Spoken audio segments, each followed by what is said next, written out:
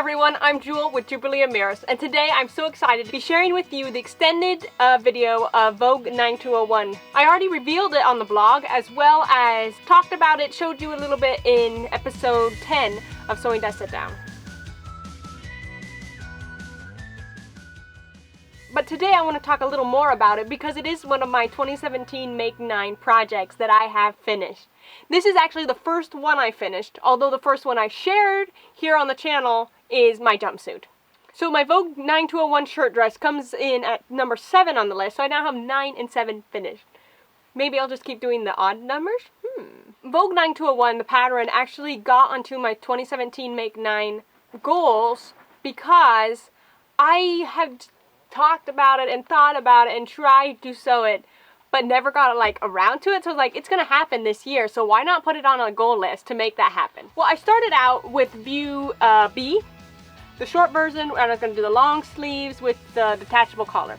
When I was cutting it out, I was really focusing on the stripes, because obviously I wanted the stripes all going in the same direction, trying to keep them as even and lined up as possible. But my sister was watching a show on the television, and I was cutting in the living room floor, so I accidentally cut it the maxi length. I cut it the C length, the long length, so it's actually floor length, which obviously isn't a bad thing because I could have always taken away fabric but not added it. But I decided I was gonna leave the long length and see how I liked it. Well, I ended up loving it, but we're not to there yet. As I was putting it together and as I was trying it on, I kept seeing the long length and liking it.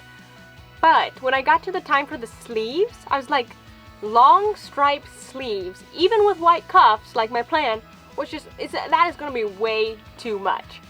So I wait a minute, why don't I leave it sleeveless? It looks good. So I just left the sleeves off and ended up binding the armholes with bias binding. I mean, simple, crazy simple. So that's one of my changes, and I made it maxi length, but I don't really call that a change as much as an accident. And another change I made is I made a little belt. I just patterned off of a vintage belt, but I made a belt because with the stripes, it needed to be broken up. And the collar needed to be brought in, but most of all, because the princess seams are going down this way, but these seams are going straight down, and these are going even straighter down, it didn't line up with the skirt. I tried, I've actually got it lined up pretty well right here, but this did not pattern match at all, so I was like, I gotta kind of distract that, because if you're going to have lines going down, they need to be going down all the way, not, you know. So the vibe this dress gives me is sophisticated beach, and I love that. I cut it out on March 30th, but due to so limited sewing time, I didn't finish it until June 8th. March 30th to June 8th, that is over 2 months that I was sewing this. And I didn't sew really any other projects during that time either, so that is actually the sad part about this project, is it took a long time.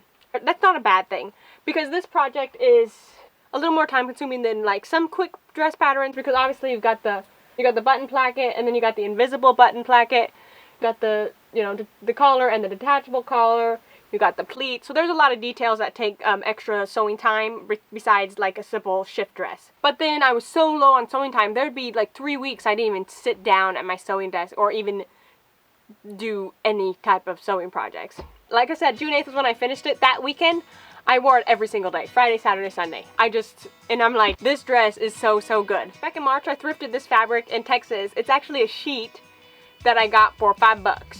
But with the idea of a sheet, I decided to pull that a little longer because this is a white pillowcase that we had.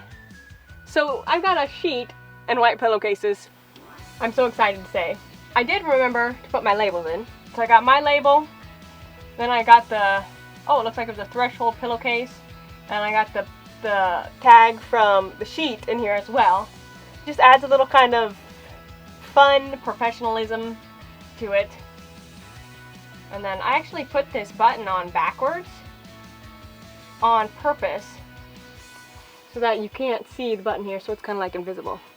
Which is actually kind of like what they did here. This is a vintage shirt I thrifted for $2. But yeah, see, they have this tab longer, so you can't see this inside button, which is kind of the thought process I used when I put this button on backwards. It was a very very well thought out accident.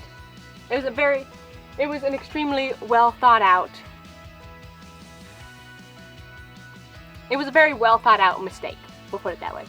So I can't really say that it's too much like the original, like the pattern pictures, because I kind of just did my own thing, and especially when I chopped off the sleeves, like, they have no sleeveless version in this pattern, but I did what I liked. But that's exactly what sewing gives you. I mean, sewing gives you a creative outlet that the pattern can give you so many options, but with just some knowledge, you can take those options away, make it look different, or add some options and make it look different.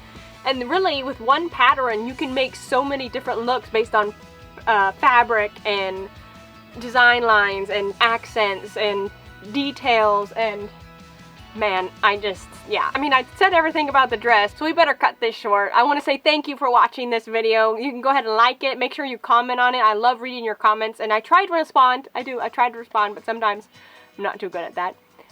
You can subscribe to our channel to get notifications of every time we upload a new video. Thank you again. Have a fabulous day. Maybe try sewing this week.